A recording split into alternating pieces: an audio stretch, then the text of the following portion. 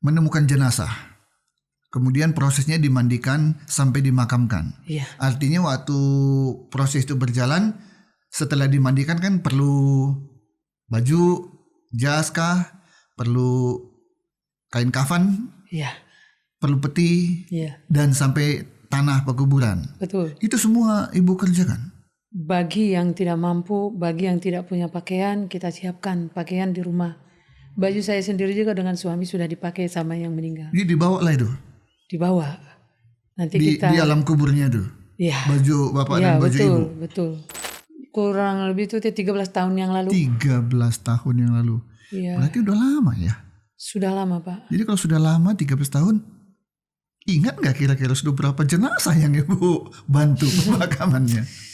Kalau mau, sebetulnya tidak terhitung, tapi kalau mau di ini ada sekitar kira-kira? 70-an. 70-an selama 13 tahun itu. Iya. Apa ibu pernah menangani jenazah yang korban tabrakan misalnya, yang akibatnya tidak utuh lagi baik wajahnya atau apa? Pernah mengalami? Sejauh ini belum pernah yang tabrakan. Tapi kalau yang sakit, pernah lagi dimandiin, jenazahnya bunyi, Pak. Kayak orang masuk angin. Kalau kita memandikan, badannya dibalik untuk nyabun punggung. Ya, telungkup. Bukan, dimiringkan. Oh, miringkan. Ke kiri, supaya punggung bisa disabun. Oke. Bunyi, Pak. Bukan kisah sembarang kisah.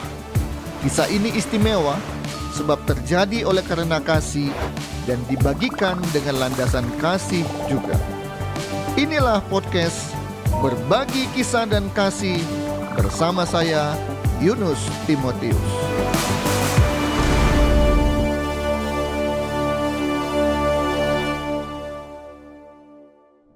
Puji Tuhan, kita kembali bertemu di podcast Berbagi Kisah dan Kasih bersama dengan saya, Yunus Timotius. Kali ini agak sedikit berbeda ya. Saya hadir dengan pakaian berwarna hitam. Ya, sebenarnya ini tidak disengaja, tapi karena satu dan lain hal, dan saya pikir ini memang ada kaitannya dengan tamu kita pada hari ini. Karena beliau bergelut dalam pelayanan kedukaan, pemakaman. Ya, kita tahu pemakaman selalu simbolnya adalah warna hitam. Jadi cocoklah ya ketika saya menggunakan kemeja berwarna hitam.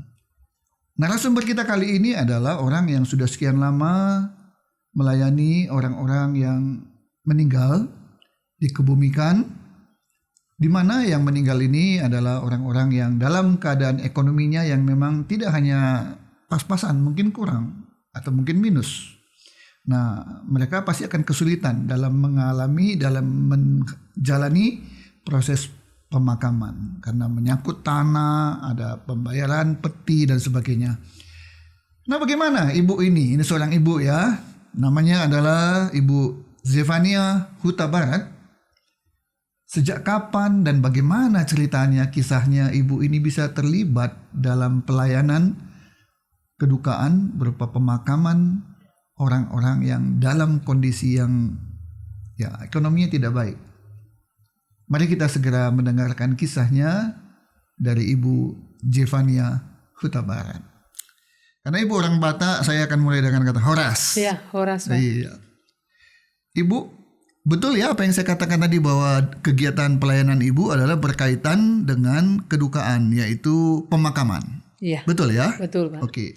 Bisa dijelaskan apa kegiatan pemakaman yang ibu lakukan itu? Ya, mulai dari menemukan jenazah, memandikan, kalau yang perlu dimandikan, dan juga untuk memakamkan.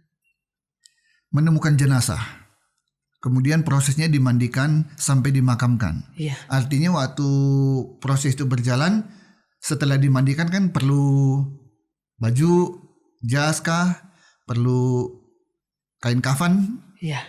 perlu peti, Iya. dan sampai tanah pekuburan. Betul. Itu semua ibu kerjakan. Bagi yang tidak mampu, bagi yang tidak punya pakaian, kita siapkan pakaian di rumah. Baju saya sendiri juga dengan suami sudah dipakai sama yang meninggal. Jadi dibawa lah itu. Dibawa. Nanti Di alam kuburnya tuh. Iya. Baju bapak Iya, dan baju betul, ibu. betul. Oke. Itu untuk orang-orang yang memang ekonominya sangat memprihatinkan ya. Iya, betul sekali Pak. Kalau orang kaya Ibu urus juga. Kalau ada yang minta tolong, misalkan itu jemaat kita. Tapi umumnya yang Ibu lakukan adalah membantu orang-orang yang Ibu bisa jelaskan orang-orang seperti apa itu yang dimaksud itu? Ya, boleh dibilang orang yang terlantar, ODGJ. Terlantar. Ya, Berarti terlantar yang dibuang jalan-jalan sama keluarganya. jadi tidak punya tempat, tunawisma. Betul. Meninggal pun mungkin di jalan. Oh tidak, Yuk. kita masukkan ke panti jompo. Jadi kita bertemunya mungkin masih hidup. Oke. Kita masukkan ke panti jompo. Meninggal di sana. Ya, Tapi nggak pernah ketemu ya dengan jenazah yang ada di pinggir jalan, jenazah yang nggak pernah ada ya. sejauh ini belum. Kalau di pinggir jalan. Oke. Tapi orang yang dari pinggir jalan ketemu setelah jenazah di panti jompo. Oke. Yang di rumah sakit meninggal? Ya, sering. Ada. Oh itu sering. Betul, sering. Oh itu yang paling banyak Ya, bahkan baru-baru ini kita beres berdoa meninggal di rumah sakit. di rumah sakit. Rupanya mereka nggak punya keluarga gitu. Jadi ada yang punya keluarga tapi mohon maaf mereka sudah tidak mau urusin. Satu tidak mau ngurus. Ya, dan ada juga yang tidak punya keluarga sama sekali. Sampai hari ini kita tidak tahu di mana keluarganya. Tapi nama orang jenazah itu tahu. Tahu karena orangnya ada yang bisa ngomong. Oh. Kita tanya namanya siapa. Jadi bukan tidak dikenal gitu ya. Ya, Tetap ada namanya. tetap ada namanya. Hanya satu agama yang Ibu layani, agama Kristen saja? Tidak Pak, Oh, kalau masih welcome kita tolong. Dan pengalaman kita pernah orang Muslim kita makamkan di Nyengseret. Oh, pemakaman Muslim itu ya, di Nyengseret di ya. belakang rumah sakit Immanuel. Oh, jadi Ibu tidak mengenal atau tidak menghususkan, oh ini Kristen baru kita layani, kalau nggak Kristen enggak ya? Oh tidak, selagi minta tolong kita akan tolong. Mau agama Tanpa lihat apapun. agamanya apapun. Betul. Jadi pengalaman Ibu selama ini yang sudah pernah ditangani Kristen udah pasti. Ya, Muslim sudah. ya. Ada agama lain juga yang pernah dibantu? Biasanya kan Buddha sudah jadi percaya Yesus ya. Ada beberapa Nah, tapi orang tetap Buddha. ya kondisinya sebagai Kristen lah ya. Ya, bahkan di titik terakhir. Tadinya dia Buddha, sakit, kita bawa ke rumah sakit, kita digerakin Tuhan untuk menginjili, dia percaya Yesus. Berapa jam kemudian dia dipanggil Tuhan. Nah, tentu dilayani dengan tata cara Kristen. Betul. Oke. Kenapa Bu? Apa awalnya bisa masuk dalam pelayanan seperti ini? Ya, kalau boleh bilang ini panggilannya karena saya sebetulnya penakut tingkat tinggi sebelumnya, tapi pernah diperhadapkan dengan situasi meninggal di rumah, kita dipanggil. Secara manusia kita ada rasa takut awal-awal. Takut ketemu jenazah maksudnya? Ya, takut gitu. Lihat bentuk jenazahnya seperti apa. Mohon maaf, kebetulan itu baru melahirkan. Orang yang baru melahirkan, maaf, badan kan bengkak-bengkak semua lah ya. Jadi ya ada rasa takut karena itu jam 12 malam kita apalagi dipanggil. tengah malam lagi. Jangan ke tengah malam, asal sudah gelap aja dan berkenaan dengan jenazah. Iya, lihat kondisi rumah, langit-langitnya juga nggak di pelapon gini agak serem. Tapi itulah awalnya. Iya. Terus? Tapi karena sudah dipanggil, mau tidak mau harus dengan rasa takut awalnya, sambil gemetar. Tapi saya bersyukur karena ada suami, teman saya, jadi saya ada kekuatan. Jadi apa yang dilakukan saat itu? Kita beresin, kita mandikan, kita pakai pakaiannya. Memang ada kesulitan karena tadi bengkak badannya. Jadi berlatih di situ dan matanya belau. Jadi kita doa aja dalam nama Yesus supaya bisa ditutup agak seram, terbuka. Memang dia ada penyakit gondok waktu masih hidupnya. Jadi ketika meninggal matanya terbuka. Tapi puji Tuhan ketika kita bilang didoakan Tuhan Yesus tolong ini ditutup. Bisa nutup ya? Nutup. Itu awalnya. Iya. Kapan itu? Sudah cukup lama ya. Kalau Tahun berapa? Tahun. Atau sudah berapa tahun yang lalu? Kurang lebih itu 13 tahun yang lalu. 13 tahun yang lalu. Iya. Berarti udah lama ya? Sudah lama Pak. Jadi kalau sudah lama 13 tahun, ingat nggak kira-kira sudah berapa jenazah yang Ibu bantu pemakamannya? Kalau mau sebetulnya tidak terhitung, tapi kalau mau di ini ada sekitar kira-kira 70-an. 70-an selama 13 tahun itu. Iya. Kalau 1 tahun kan ada 12 bulan. Iya. Jadi hampir tiap bulan ada yang dibantu untuk dimakamkan. Hampir tiap bulan, kadang-kadang bisa begini, bulan ini kosong, tapi bulan depan entah pernah kejadian sampai 7. Dalam 1 bulan. Ini meninggal, beres, datang lagi, beres datang sampai 7, Pak. 13 tahun yang lalu sampai hari ini. Iya. Sampai kapan Ibu mau menjalankan pelayanan mengurus orang-orang yang mau dikubur tapi kondisi mereka ekonomi yang gak mampu? Sampai Tuhan memberikan saya kesehatan. Karena memang untuk mengurus seperti itu kan butuh tenaga ya, harus gerak cepat, berkendaraan.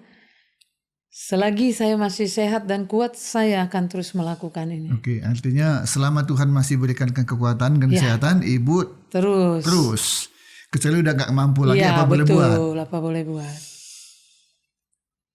Membantu pemakaman dan segala prosesnya tentu membutuhkan biaya, Bu. Betul sekali, Pak. Ibu orang kaya berarti. Puji Tuhan, kaya di dalam Tuhan. Oh iya, kaya dalam Tuhan. Baik. Karena tidak banyaklah orang yang mau ya menyediakan waktunya, tenaganya, pikirannya untuk melakukan pelayanan seperti ini kan. Saya pikir di Kota Bandung yang sekian banyak jumlahnya, ada berapa orang seperti Ibu? Ya mungkin sedikit sekali ya. Nah, dari mana Ibu memperoleh dana supaya selama 13 tahun itu bisa membantu orang-orang yang memang perlu dibantu? Ya, ada biaya dana pribadi, ada juga bantuan dari teman, seperti itu. Tidak semua memang seperti yang Bapak bilang, tidak semua kita bisa ajak untuk bisa sepaham dengan kita. Tapi yang kami rasakan setiap ada kejadian pasti ada solusi dari Tuhan, dengan caranya Tuhan kita bisa mengurus dengan baik. Ada kejadian mungkin yang Ibu ingat, waduh ini mau dimakamkan tapi kita uang lagi cekak nih. Betul. ya, dan tidak bisa dibiarkan tunggu uang datang baru dikuburkan. Mungkin ada peristiwa yang seperti itu? Awal-awal memang cukup perih, Pak. Jadi ketika saya dihubungi ada yang meninggal, dikasih tahu kondisinya seperti apa, artinya itu butuh bantuan tenaga dan uang. Saya awal-awal itu karena mungkin saya perempuan, saya nggak tahu, saya banyak menangis, Pak. Mau ngomong ke siapa, saya hanya bisa bilang, Tuhan Yesus, tolong saya ini harus gimana, saya tahu ini milikmu, tolong berikan jalan yang terbaik. Tapi saya percaya, bersyukur, tidak lama kemudian pasti ada pertolongan, Pak. Luar biasa ya. Mengandalkan Tuhan tidak akan pernah mengecewakan. Betul. Ya. Ada rasa was-was, takut. Ya. Jadi kekhawatiran kita itu diambil oleh Tuhan. Iya. Tapi berlatih terus, Pak, nggak langsung. Ya, dan mungkin tidak akan pernah berakhir, Bu. Betul. Supaya Ibu selalu mengandalkan Tuhan. Betul. Coba Ibu dikasih orang 10 miliar langsung. Ibu udah mungkin doanya pun, Tuhan Yesus terima kasih, udah gitu aja ya. Tapi ya dengan begini Ibu selalu ada pergumulan, ada beriman terus bahwa Tuhan selalu cukupkan setiap kali ada kebutuhan. Iya, Pak. Air matanya udah nggak terhitung, Pak. Iya, ditapung oleh kirbatnya Tuhan. Amin. Ya. Mungkin penonton juga ingin tahu, Bu.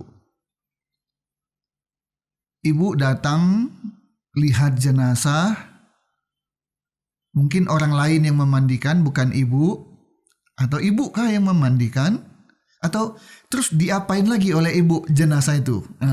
Nah, begini, Pak. Kalau jenazah itu jenazah perempuan, saya yang memandikan, Pak, karena Ibu yang memandikan. Ya. Oke. Karena kalau dibawa ke rumah duka itu kan pemandi jenazah perempuan itu panggilan dibayar 550.000. Oke, perlu biaya. Ya, jadi daripada maksudnya kita nggak punya uang untuk bayar itu, lebih baik saya memandikan dan saya nanti make up sederhana sesuai dengan yang saya bisa. Oh. Dan make upnya itu saya siapkan tempatnya di rumah. Ada laci khusus. Iya. Menyiapkan sisirnya sama makeup sederhananya. Jadi memandikan ada biaya. Ya. Kalau menggunakan jasa. Ya, bayar. Merias pun ada biaya. Tapi itu semua Ibu Saya kerjakan lakukan. sendiri. Iya. Ibu punya anak? Punya anak 2 orang laki-laki. 2 anak laki-laki. Yang pertama namanya Martin, puji Tuhan sudah lulus dari ITB 2 tahun yang lalu, kurang lebih 2 tahun yang lalu, dan puji Tuhan sudah bekerja. Yang nomor 2 namanya Mika, tanggal 12 Juli nanti akan wisuda dari Tiranus, STT Tiranus. Ibu mulai kan 13 tahun lalu kan? Kalau Jadi untuk disebut- pelayan seperti ini, tapi kalau untuk yang lainnya udah 21 tahun sih, Oke. Pak. Untuk pemakaman ini 13 tahun. Iya, Berarti anak-anak kan sudah cukup iya. besar waktu itu Besar, kan. iya Pak. Dan ibu nggak mau sembunyikan kan kegiatan pelayanan ibu nggak kan? Mereka tahu toh? Tahu, soalnya dari kecil anak-anak sudah dididik. Apa nggak pernah mereka bilang begini? Ibu baru pegang-pegang jenazah, mandiin jenazah, rias jenazah, nanti masak pula untuk kami gitu ya. Nah, adakah pernah mereka mengatakan seperti itu? Puji Tuhan, tidak pernah diprotes karena anak-anak kami cukup sosial juga. Oh, Justru kalau dengar ada yang meninggal, mama tolongin, seperti itu. buah tidak jauh jatuh dari pohonnya. Jadi anak-anak juga mengikuti apa namanya ya, rasa ibu selalu berbelas kasihan, selalu ingin membantu, itu menular juga kepada anak-anak. Iya, justru kalau Tuhan berkehendak, anak kami yang lulus dari ST Tiranus, setelah nanti mungkin ditabiskan, ketika nanti saya menemukan atau mengurus jenazah yang mohon maaf tidak punya gereja lagi, Dia bisa layani. dia yang jadi hamba Tuhannya, mamahnya yang ngurus jenazah. Itu kerinduan saya kalau Tuhan berkehendak. Komplit ya. Apalagi yang besar dari ITB, Ya, mereka suka main musik, Pak. ya main musik udah ada. Untuk di rumah duka. Tapi kalau dia sudah kerja dan punya uang, sudah ada lagi donaturnya ya. Komplit jadinya ya. Puji Tuhan memang sudah dibantu. Sudah dibantu ya. Oke, itu anak-anak. Tidak ada protes, bahkan mereka juga Ikut terlibat. mendorong, Ya. mendukung. Bagaimana dengan suami? Wah, apalagi suami. Sungguh luar biasa ya memiliki suami yang powerful. Ketika ada telepon, memang segala sesuatu urusan begitu ke saya, telepon masuk, saya ajak kita ke sana ini. Sampai hari ini belum pernah malas, langsung let's go. Itu Energinya bahasa langsung kita. Iya, muncul. langsung. Yang capek-capek juga Mau langsung. kemanapun, itu mau ke gunung, mau kemana, Arjasari sana gunung Pak. Let's go, itu bahasa kita. Tidak pernah menolak, mau siang, mau malam, mau pagi, langsung. Langsung ya. Jadi dukungan dari anak dan dari suami luar biasa. Puji Tuhan. Sedangkan kemana-mana suami selalu mendampingi. Iya, kemana, kami selalu berdua kemana-mana, tidak pernah berpisah. Jadi begitu mencintai ya suami kepada Iya. ibu ya. Pekerjaan di rumah juga begitu Pak, beres-beres di rumah. Suami bisa juga mengerjakan semuanya, tidak dituntut hanya saya sendiri mengerjakan. Termasuk memasak Pak, Oh, semua serba bisa. semua.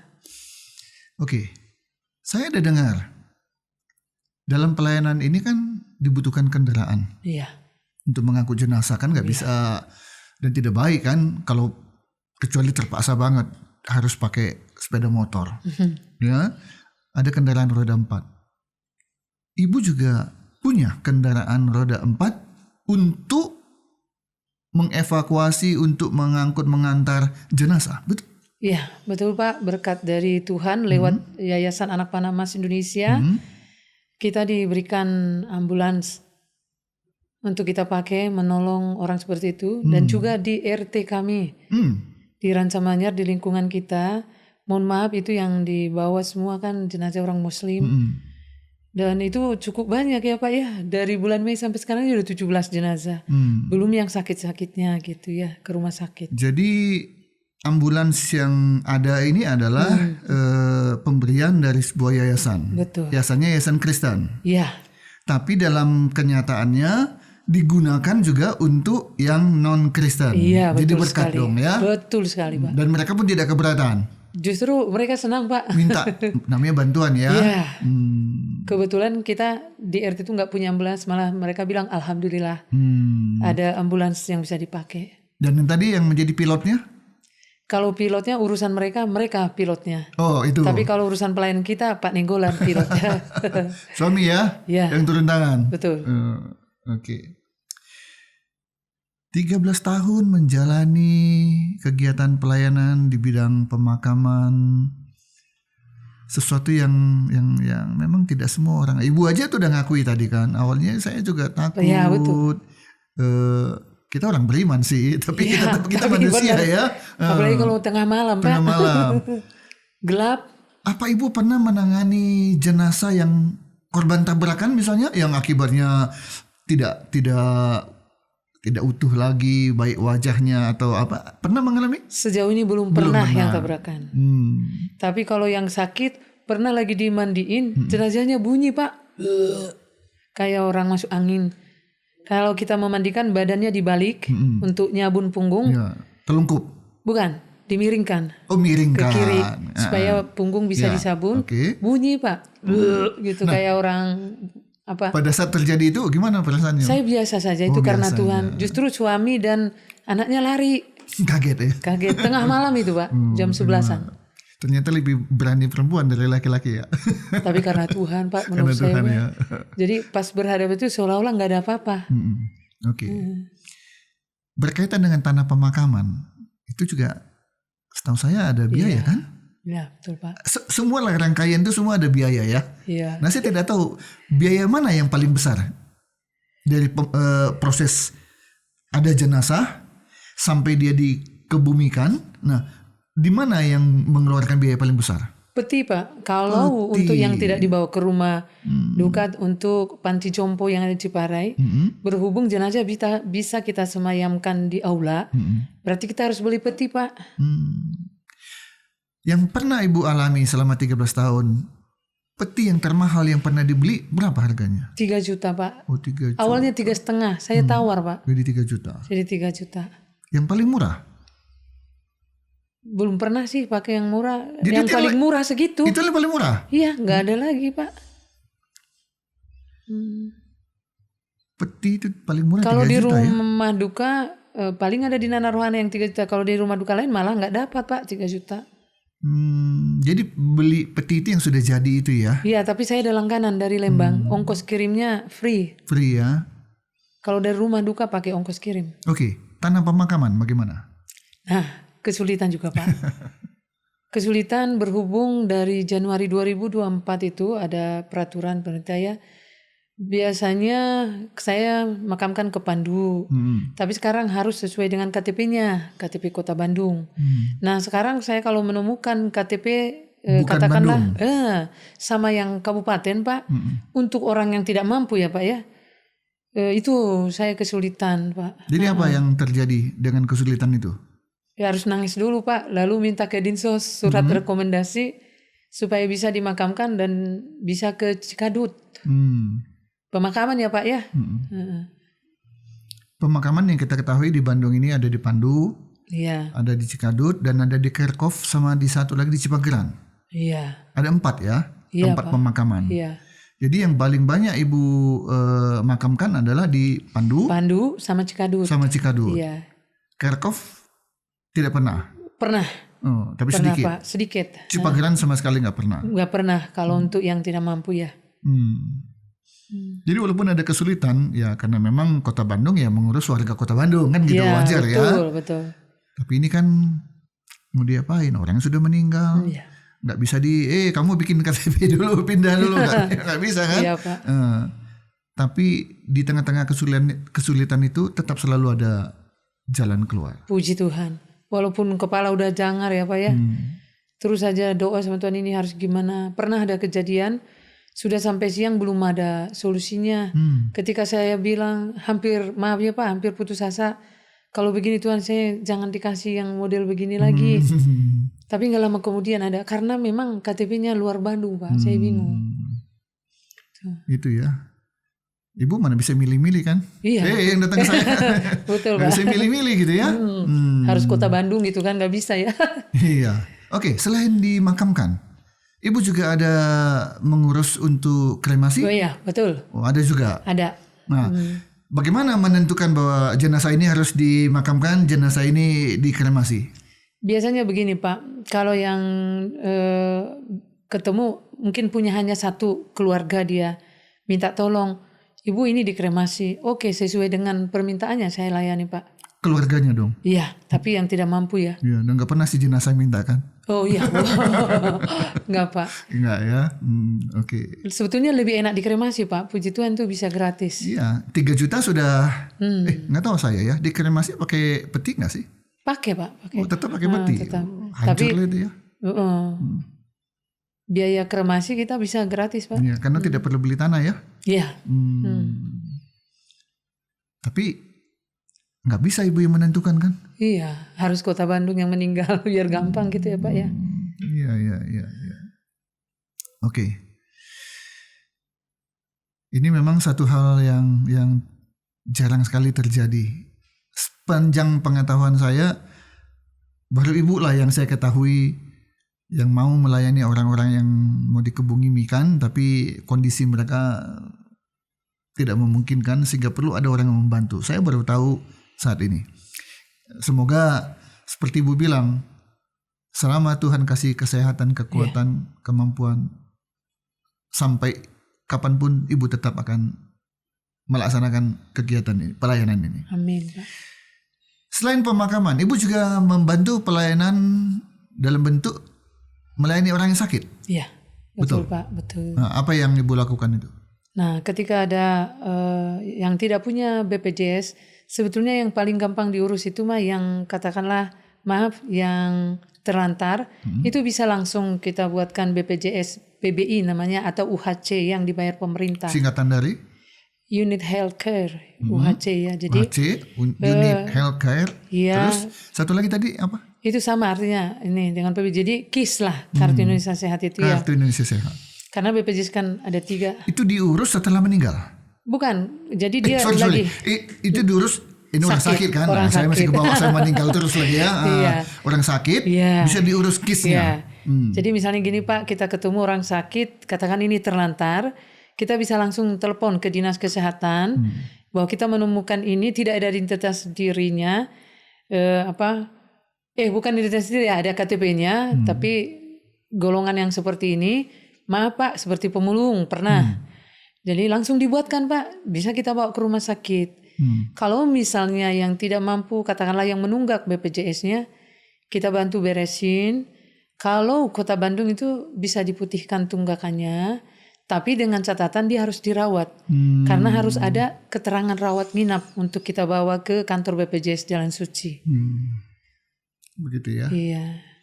Penyakit apa yang pernah ibu tangani selama ini yang kan kalau panu-panu kan nggak ibu urus kan? Oh enggak Pak. Iya kan? Nah, penyakit-penyakit seperti apa yang pernah ibu tangani? Macam-macam Pak. Di antaranya? Yang paling ini mah kanker. Yang paling parah sampai badannya bengkak. Seperti itu ya Pak. Ada paru-paru dibawa ke Rutin Sulu Pak. Rumah sakit khusus paru-paru. Kan dibawa dulu Hasan Sadikin, di over ke sana. Ya ini yang tabrakan juga pernah tapi nggak meninggal ya Pak ya. Korban kecelakaan gitu. Selama 13 tahun menangani pelayanan pemakaman, ibu bilang tadi kurang lebih 70 jenazah. Iya. Kalau yang sakit ini Bu, sudah berapa lama ibu melayani? Samakah 13 tahun juga Kak? Atau lebih? Iya, ya, banyak sekali ya Pak ya. Hampir segitu juga lah mereniannya. Ini kurang lebih 70. 70. Iya. Kalau yang sakit ini kebanyakannya mereka yang nggak punya BPJS atau pokoknya bermasalah BPJS-nya lah seperti itu Pak. Itu dari anak-anak sampai yang sudah lansia. Sampai lansia. Anak-anak remaja lansia gitu. Oke. Dari mana Bu orang-orang tahu tentang ibu ya? Namanya kan Ibu Jevania Huta Barat ya. Jelas ini orang Batak kan? Iya betul. Saya juga heran Pak. Tinggalnya di Jawa Barat. Iya. Membantu masyarakat yang ada di Kota Bandung dan sekitarnya. Iya. Nah, dari mana mereka bisa tahu ibu? Datang ke rumah, telepon. Kalau telepon dari mana mereka tahu nomor telepon ibu? Kayaknya dari mulut ke mulut Pak. Mulut ke mulut. Iya. Boleh dibilang saya tinggal di kabupaten tapi urusannya ke kota terus. Kota terus ya. Hampir tiap hari boleh dibilang tuh ke kota. Jadi kalau gitu Ibu Jevania ini terkenal di kalangan orang-orang bawah ya? Ya betul, apalagi di Cikadut. Kemarin ada yang ngasih tahu saya sampai ketawa Pak. Tiba-tiba dia datang, rupanya terkenal di Cikadut. Saya sama Bapak sampai ketawa. Ketawanya kenapa? Lucu ya kita kok terkenalnya di Cikadut. Jadi maunya di mana? Di dunia entertain gitu? Di dunia enggak sih Pak.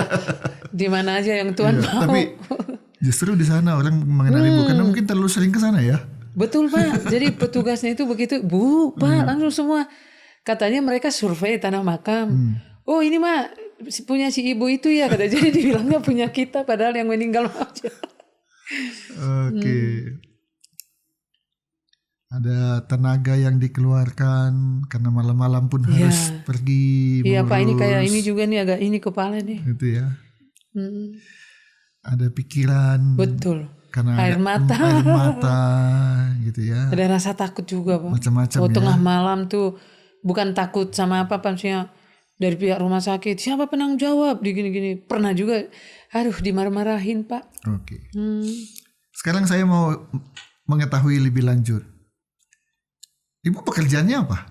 Saya khusus panggilannya nih melayani Pak. Jadi ibu nggak punya pekerjaan lain? Tidak punya. Karena maksud saya sama. kalau ada pekerjaan lain berarti ada income, ada gaji, ada kalau ada usaha, ada penghasilan. Enggak. Saya sama suami full time, melayani. full heart. Iya. Terus dengan berbagai macam kasus. Terus hidupnya bagaimana? Punya anak dua-dua kuliah. Pasti ini pertanyaan semua orang. Ya pasti. Jadi begini Pak, awal mulanya ini kenapa saya melayani? Memang pastinya saya berdoa ini gimana ini Tuhan gitu. Dulu memang Bapak sempat bekerja ya dari 2017 lah Bapak ini. Tapi saya mendapatkan sesuatu ini panggilan dari Tuhan itu di Amsal 19:17. Barang siapa memperhatikan orang lemah, memiutangi Tuhan yang akan membalas perbuatannya. Jadi inilah dasar firman yang kami pegang. Dan sampai hari ini Tuhan genapi. Kami bisa hidup Pak. Anak bisa sekolah dengan cara Tuhan. Puji Tuhan diberi kemampuan jadi beasiswa Pak. Masuk di ITB harusnya bayar 12,5. Tapi anak kami diputuskan uang kuliahnya 2,5 juta per semester. Gitu. Jadi kehidupan yang kami jalanin itu tentunya kami mengandalkan Tuhan. Tuhan pelihara. Apalagi saya seorang perempuan tidak lagi terlalu memikirkan untuk misalnya beli pakaian, beli tas. Ketika saya punya berkat katakanlah 200.000, saya sudah langsung terpikir ini ada milik orang lain. Jadi nggak langsung saya habiskan gitu. Saya hati-hati Pak. Kalau untuk menggunakan itu doa dulu. Karena ada pengalaman juga. Nggak berdoa, kucing jatuh di atas kepala saya Pak. Terus di situ saya minta ampun Tuhan. Karena saya waktu itu pengen beli anting emas. Ada berkat biasalah Pak wanita. Ternyata Tuhan nggak berkehendak. Saya harus ngasih uang itu kepada orang yang sakit. Itu Pak, jadi karena punya pengalaman seperti itu saya nggak berani Pak. Jadi kalau ada berkat saya berdoa dulu ini harus digimanain. Kalau ada kebutuhan saya berdoa. Contoh mau beli sepatu tunggu sampai bolong dulu. Atau kira-kira udah nggak bisa dipakai lalu doa. Tuhan saya butuh sepatu atau sendal apalah gitu. Jadi gaya hidup kami seperti itu Pak. Kalau dia bilang begini Bu, kasihan banget ya hidup mereka ya. Enggak juga Pak. Apa komentar Ibu? Saya mah nggak bilang begitu, justru enggak ya? Saya bersyukur banget ya menjalani seperti ini, bisa hidup. Maaf kata saya nggak punya hutang, tapi bisa memberkati orang sesuai dengan yang Tuhan mau, bukan yang saya mau. Daripada punya banyak uang, banyak kendaraan, anak nggak kuliah, kuliah nggak selesai. Iya betul. Ya, tapi Ibu kayanya adalah kaya bukan harta, bukan uang, tapi kaya kebaikan, kemurahan. Tadi Amsal 19 ayat 17. Iya. Tapi anak bisa masuk ITB. Iya. Dan tidak hanya sekedar masuk, lulus dan sudah langsung bekerja sebelum diwisuda. Itu kalau orang milih mau banyak uang tapi ini dengan memang tidak punya uang dan tidak banyak uang tapi anak bisa masuk ITB, lulus dan bisa bekerja, kita pasti milih yang kedua ya. Itu apa punya banyak uang tapi juga banyak masalahnya. Iya ya. Semua juga punya masalah sih Pak. Iya betul, semua punya masalah. Tapi ya kalau boleh milih, saya pun setuju lebih baik tidak terlalu banyak punya uang, tapi hidup pun tenang. Iya tenang Pak. Apa yang Tuhan suruh itu dikerjakan. Betul Pak. Pikiran tenang. Ya. Sebab apa? Kita percaya. Selebihnya Tuhan yang mikir untuk kita. Amin. Ini perlu uang nih. Ngobrol ke Bapak. Dia kan, dia butuh yang ini nih. Tuhan yang siapin. Nggak perlu kita capek. Kita capek mikirkan apa yang Tuhan perintahkan. Betul. Bantu orang. Itu yang kita kerjakan. Nggak perlu lagi mikir yang lain-lain karena Tuhan yang pelihara. Betul. Ibu lahir di mana? Saya lahir di Tarutung. Oh, jadi masih dari sononya ya. Kapan masuk ke Jawa Barat ini? Tahun 94. 94. Saya lahir 74. 74. Jadi 20 tahun ke sini. Iya, lulus SMA. Oh, oke. Menikah di sini. Menikah di sini tahun 99. 99. Dan dapat juga marga Nenggolan. Iya, ketemu di Bandung. Menikah di Bandung. Oke. Dulu di Bandung sekolah, kuliah atau apa? Sempat bekerja Pak. Lalu sempat kuliah juga di Tyrannus. Tapi karena terlalu banyak pelayanan, saya tidak kuat karena tinggal di rumah, harus berkendara sendiri. Akhirnya saya pamit untuk melayani saja. Dan dosen katakan, toh juga nanti lulus untuk pelayanan. Saya bilang anak saya aja nanti bisa sampai STH, puji Tuhan. Tanggal 12 Juli nanti ya, 12 Juli ya. Iya. Oke. Selama ini siapa-siapa saja yang terlibat di dalam pelayanan Ibu? Satu, suami. Ya.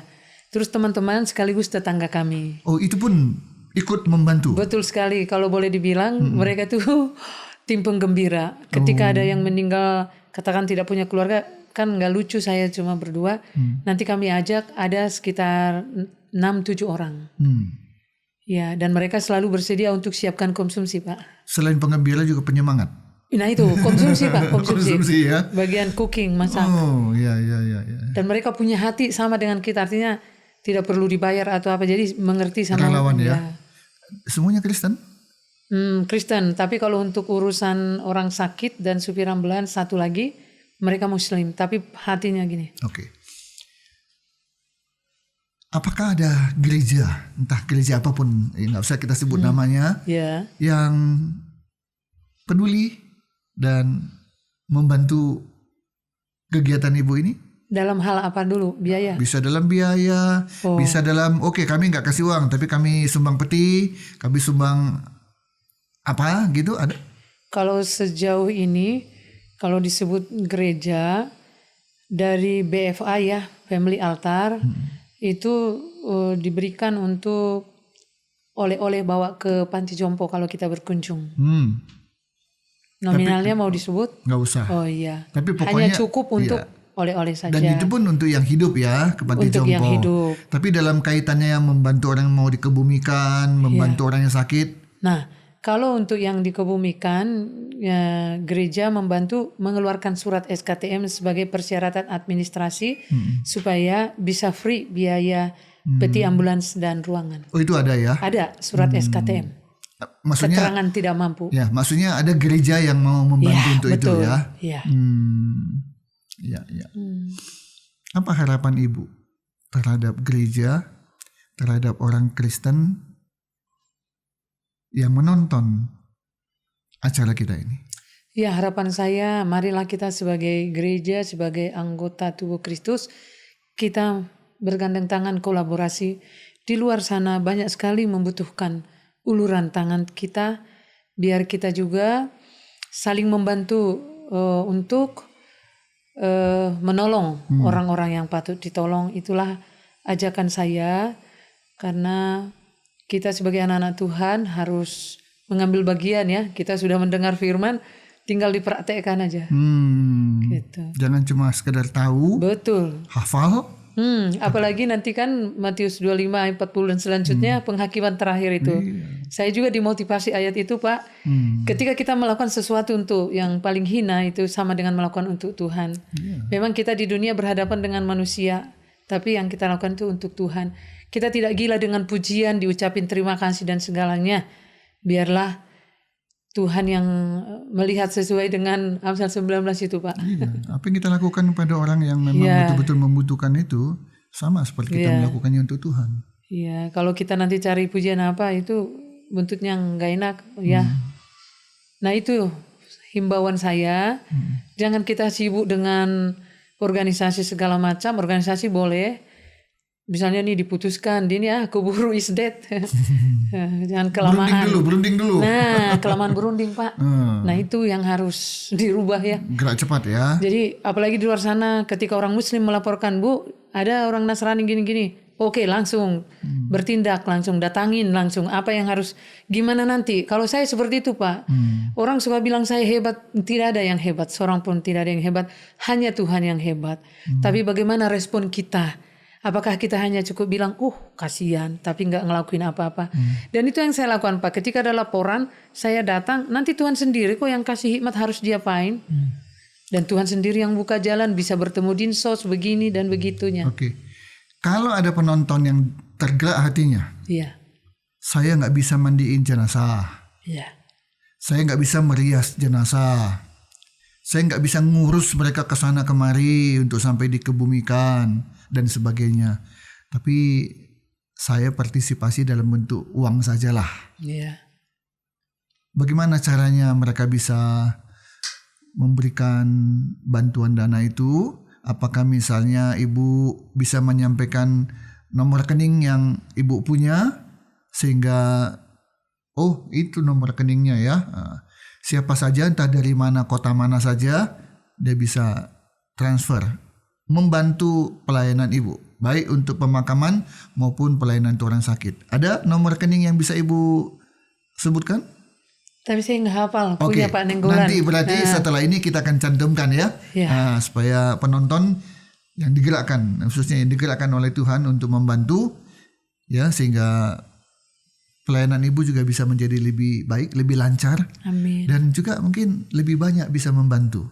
Amin. Ya, tapi nggak kita harap banyak yang meninggal. Ya.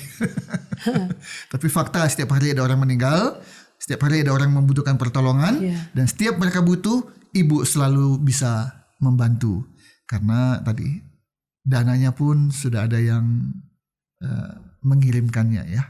Iya. Oke, ibu tadi sudah sampaikan harapan-harapan ibu. Mari kita membuka mata kita bahwa banyak orang yang perlu bantuan ya. Betul. Banyak mungkin yang tidak pernah tahu ini. Jadi begitu nonton ini, ada yang pelayanan kayak begini gitu ya. Iya. Mereka bisa tahu dan kita doakan mereka tergerak. Iya. Satu lagi Pak, maaf, Oke. beban saya untuk para penonton juga. Ya, saya punya itu ya teman juga relawan yang membantu mereka ini Muslim 2 orang yang membantu urusan birokrasi rumah sakit dan satu lagi supir ambulans. Karena ada 2 ambulans yang bisa kita pakai. Oh, ada 2. Ada 2. Nah, jadi beban saya memang mereka memanggil saya ibu ketua. Jadi ketika mereka ada kesulitan, terutama masalah dana, saya harus bertanggung jawab gitu. Dan sekaligus juga kita harus jadi berkat. Nah itu selalu saya berdoa, Tuhan berkati, berikanlah dana untuk biaya makan mereka. Dan mereka masih ngontrak Pak. Tapi hati mereka itu kerja itu siang malam. Kapanpun saya telepon, mereka selalu membantu kami. Iya, itu yang saya jadi bebannya. Oke. Kita berdoa dengan podcast Berbagi Kisah dan Kasih. Tangan-tangan Tuhan mulai diulurkan lewat para penonton-penonton kita, ya, sehingga tadi pelayanan ibu maju terus pantang mundur, Ya, ya, amin, Pak. tidak akan pernah berhenti kecuali Tuhan bilang stop, Iya, betul. ya, Iya. tapi dari ibu sendiri tidak pernah ada kata stop, Ya seperti itu Pak. Kalau selagi Tuhan masih suruh, laksanakan. ya. Siap gerak. Maaf, biasanya usia selalu jadi rahasia bagi perempuan. Emang. Ibu tidak keberatan memberitahukan usia ibu berapa Usia saya sekarang? 51 tahun, 51. jalan 52. Masih 20 tahun lagi ya. Masih panjang ya. Masih panjang. Jadi masih banyak yang ibu lakukan. Tapi dengan bantuan kita, dukungan doa kita semua, maka pelayanan ibu semakin berkembang dan ibu pun semakin semangat. Karena ibu tidak sendirian. Amin. Amin. Ya. Amin. Ada orang-orang lain juga yang tahu dan peduli dengan apa yang ibu lakukan. Amin. Pak. Ya, oke. Terima kasih Ibu Stefania yang sudah hadir di podcast Berbagi Kisah dan Kasih dan sudah berkisah tentang pelayanan ibu, Ya. juga kasih Tuhan dalam keluarga ibu. Ya, Amin. kita percaya apa yang kita lakukan tidak pernah sia-sia. Amin. Pak. Ya, Amin. Tuhan Yesus memberkati ibu. Amin. Tuhan Yesus berkati juga Pak. Demikian para penonton episode kali ini dengan narasumber Ibu Jevania Huta Barat. Beliau aktif sekitar 13 tahunan, bahkan mungkin lebih kalau dikaitkan dengan membantu orang yang sakit itu ya. Khususnya untuk orang-orang yang tidak mampu, ekonominya lemah, mengalami kesulitan untuk mengurus urusan rumah sakit, obat dan sebagainya, urusan peti, urusan tanah untuk pekuburan dan sebagainya. Tapi ada Ibu Stefania yang melayani di bidang itu. Yuk kita dukung dengan doa kita. Yuk kita dukung dengan uang kita. Maka nanti kami akan cantumkan rekening yang bisa penonton